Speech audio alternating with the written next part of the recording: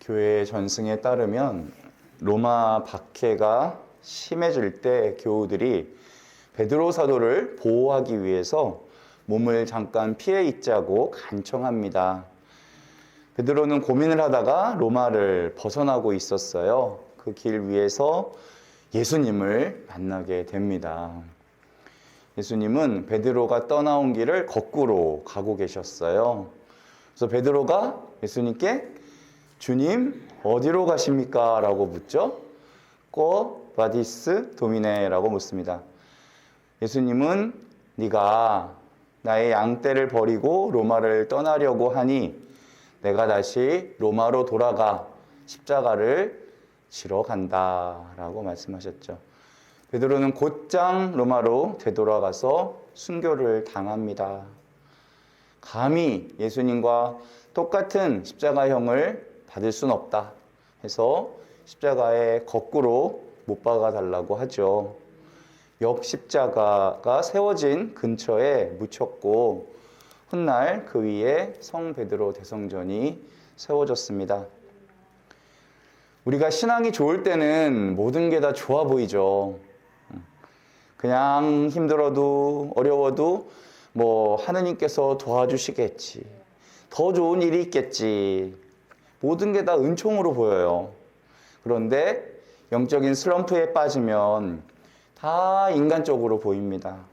인간적으로 생각하고 인간적으로 말하고 아무리 좋은 것도 좋게 못 보게 돼요.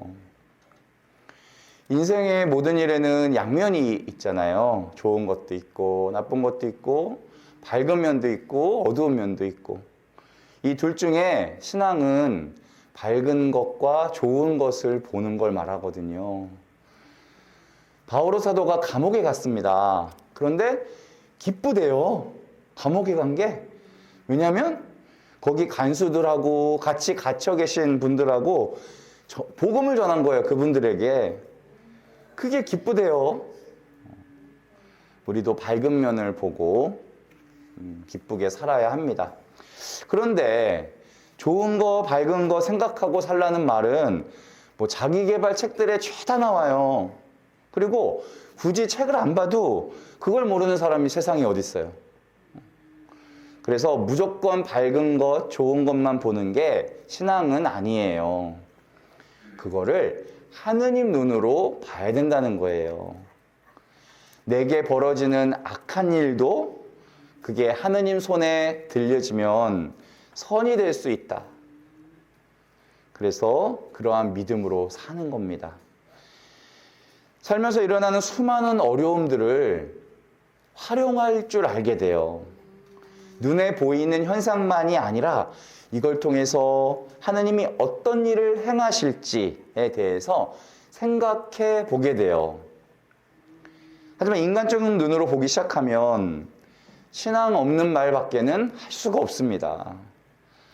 믿음의 눈을 들어 보면 그때부터 하느님의 능력을 체험할 수가 있고 또 평화를 우리는 소유할 수 있어요.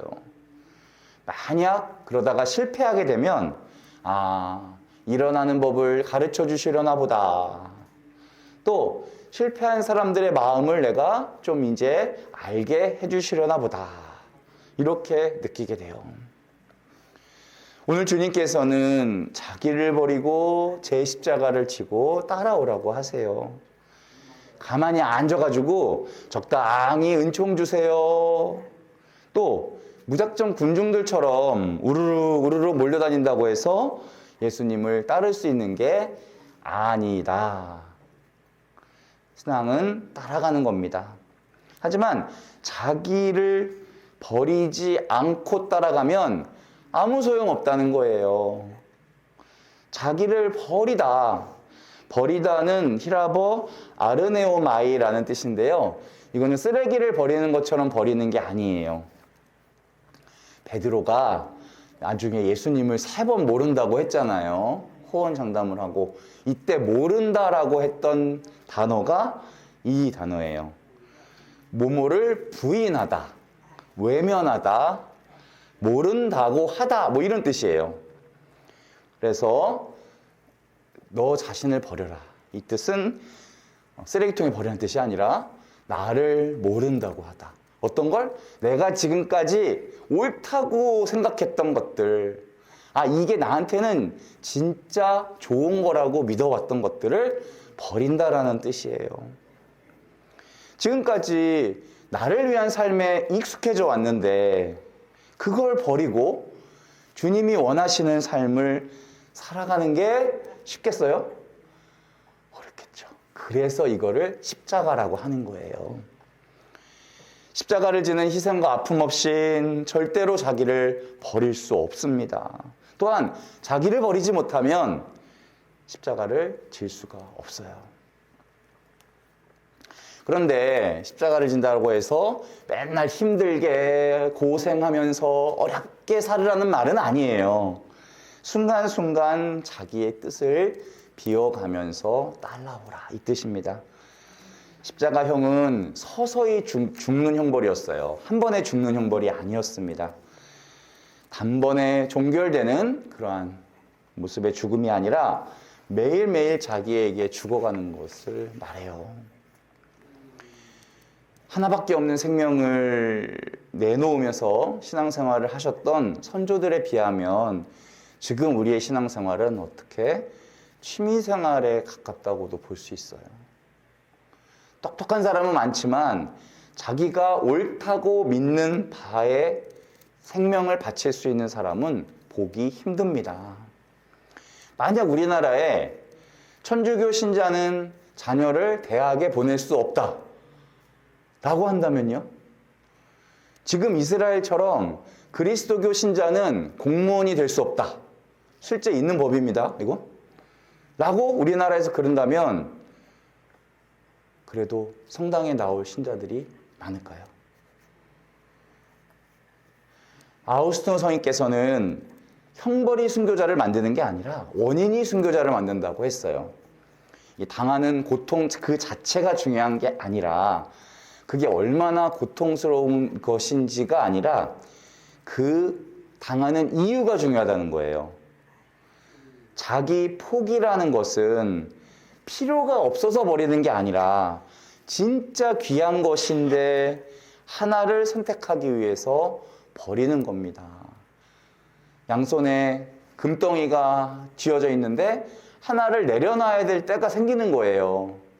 다이아몬드를 발견했을 때 내려놔야죠. 수도원이 바로 그런 겁니다. 결혼을 포기하는 거, 정말 이게 나에게 필요 없는 것을 버리는, 물건을 버리는 것과 같다면 이건 포기라고 하지 않아요. 이건 그냥 필요 없으니까 버리는 거죠. 하지만 수도 생활은 결혼이 귀하고 아름답다는 걸 알지만 독신으로 하느님을 선택하기 위해서 다른 하나를 포기하는 거예요. 알퐁소 성인의 기도처럼 당신이 저에게 바라는 것이 무엇인지 알려주십시오. 이제 저의 뜻을 버리고 당신의 뜻에 저를 맞추겠습니다. 누군가의 뜻에 맞춘다는 것은 결국 사랑한다는 뜻입니다. 주님 뜻에 맞추며 살아간다는 건 우리를 사랑의 순교자로 만들게 해주는 거예요. 고통은 하느님께서 우리 편이 아니시라는 증거가 아니라 늘 우리와 함께 계신다는 증거입니다. 순교자들은 그걸 알았어요. 오늘 우리가 기념하는 김대건 안드레아 정화성 바오로 동료 순교자들께 전구를 청합시다. 하느님 사랑을 알게 해달라고, 알게 된 사랑을 잊지 않게 해달라고, 그 잊지 않은 사랑을 실천할 수 있게 해달라고, 내가 할 수 있는 가장 큰 믿음을 고백하는 한 주가 되어보시기를 바랍니다. 아멘.